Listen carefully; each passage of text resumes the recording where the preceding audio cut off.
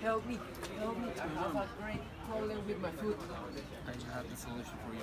As you can see, there's a lot of problems for people that doesn't have the access to electricity.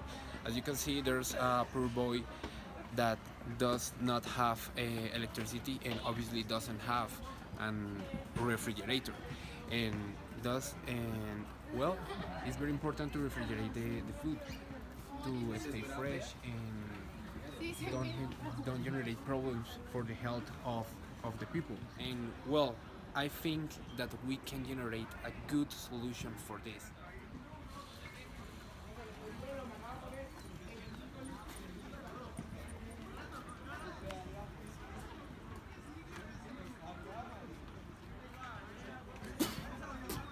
As we can see, people have problems when they are trying to eat these products, so they need a solution right now.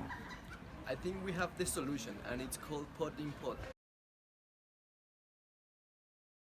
And consist in two pots, one bigger than the other one, and the smaller one will be inside the bigger one, and the middle and the little space between pots will be put sand and water. And then we put products in the smaller pot, and we close the top, and it will be refrigerated for times.